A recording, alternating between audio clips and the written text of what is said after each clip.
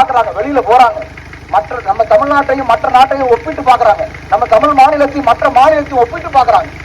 அங்க என்ன கிடைக்குது, நமக்கு என்ன இல்ல, என்ன வளம் இல்லை இந்த திருநாட்டில். ஓடா தேயிரும், உழைச்சு உழைச்சு ஓடா தேயிரும், ₹1 மிச்சப்படுத்த முடியல. என்ன காரணம், என்ன காரணம் சொல்லுங்க? உங்கள் உழைப்பில் 70% குழந்தைகளின் கல்விக்கும் பெரியவர்களின் மருத்துவ செலவுக்கும் தான் பயன்படுத்துறீங்க. ஆனா இந்த அரசு தர வேண்டியது இலவச கல்வியையும் இலவச சமமான சரியான தரமான மருத்துவத்தையும் தான். ஆனா அதை தரல. என்ன தருது உங்களுக்கு? ₹500, ₹1000 இலவச வேட்டி சேலை, கணக்கில் நெல்லை விளைவிச்சு ரோட்ல போட்டு நீங்க ரேஷன் கடையில புழுத்த அரிசிக்கும் புழுத்த பருப்புக்கும் வரிசையில் நிற்க வேண்டிய ஒரு அவமான சூழ்நிலையை தான் இந்த திராவிட அரசு உங்களுக்கு தந்திருக்கு.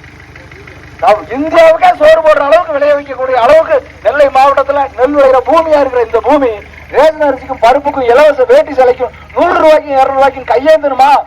நீங்கள் ஏற்றிய போதும், அடுத்து தான் நிக்கிற இந்த சின்ன பிள்ளைகளையும் ஏந்த விட்டுறாதீங்க அப்படின்னு தான் எங்க அண்ணன் செந்தமன் சீமான் 15 ஆண்டுகளா கத்துறாரு. நேத்தெல்லாம் கூட்டத்தில் பேசுறாரு, தொண்டையில ரத்தம் கட்டுறவர் உங்களுக்காக கத்துறாரு. அவர் நினைச்சா இன்னைக்கு 40 சீட்டு ₹400 கோடி வாங்கிட முடியும், ஒரு சொடக்கு போடுற நேரத்தில் வாங்கிட முடியும். வேணாம், எனக்கு கோடி தேவையில்லை, தெருக்கோடியில் நான் நின்றால் கூட என் மக்களை காக்க நான் எடுத்த போராட்டத்தை போராடி சாவேனே தவிர ஒருபோதும் நோட்டுக்கும் சீட்டுக்கும் விலை போக மாட்டேன் என்று நிற்கிற ஒரே ஒரு உண்மையான மகன் இருக்கிறான் என்றால், அந்த கர்த்தர் மீது ஆணையாக சொல்கிறேன், ஒரே ஒரு உண்மையான மகன் இருக்கிறான் என்றால் அது உங்கள் மகன் சீமான் தான். இவனை விட்டால் வேறு வழி இல்லை.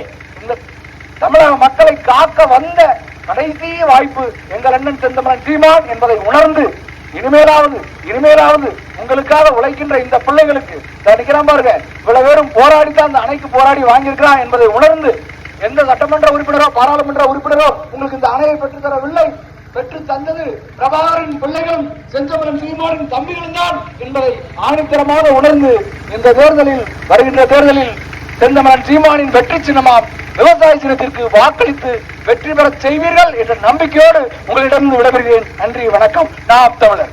ஓட்டு பாருங்க ஓட்ட, அப்புறம் பாருங்க நாட்ட. நமது சின்னம் விவசாயி.